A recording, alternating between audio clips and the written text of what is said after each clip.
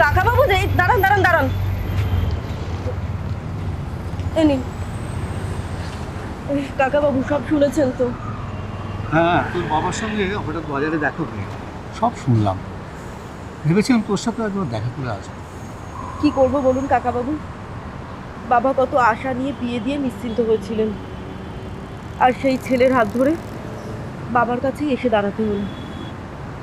ও কাজের জন্য বাইরে থাকে, শ্বশুরবাড়িতে তেমন কোনো যত্নার্থী না পেলেও মোটামুটি চলে যাচ্ছিল। কিন্তু এই সেদিন একেবারে অপমান করে ঘাড় ধাক্কা দিয়ে বাইরে বের করে দিল।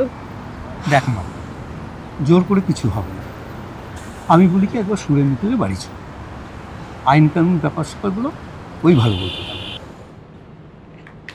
সে কি, বাড়ি থেকে বের করে দিলেই হলো নাকি? তোমাদের ম্যারেজ রেজিস্ট্রেশন সার্টিফিকেটটা একবার আমাকে দিয়ে যাও, বাকিটা আমি দেখে নিচ্ছি। কিন্তু সুরেন্দা, আমাদের তো কোনো ম্যারেজ রেজিস্ট্রেশন হয়নি। সে কি, তাহলে তো তোমাদের বিয়েটা আইনের চোখে বৈধ নয়। সারা গ্রামের লোক এসেছিল আমাদের বিয়েতে, আত্মীয় স্বজনরা এসেছিল, তারা তো সাক্ষী দেবে। দেখো, আইন বিশ্বাস করে কাগজকে।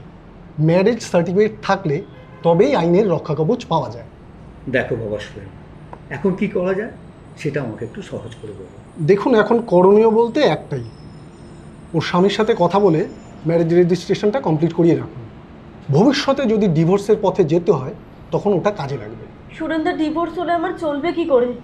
ছেলেটাকে নিয়ে তো একেবারে পথে বসবো। ম্যারেজ সার্টিফিকেটটা সেই জন্যই তো দরকার। তোমাদের যদি ডিভোর্সও হয়ে যায় ভবিষ্যতে, তোমার সন্তানের আর্থিক বিষয়ে সম্পূর্ণ দায়িত্ব নিতে তোমার স্বামী বাধ্য থাকবে।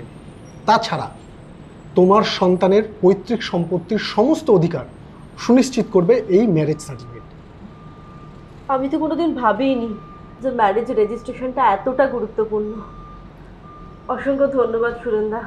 চল মা, তোর বাবার সাথে কথা বলে জামাইকে একটা ফোন করতে হবে, যাতে এইবার সে যখন বাড়ি ফিরবে তখন যেন সে বিয়ের রেজিস্ট্রির ব্যাপারে উদ্যোগী হয়।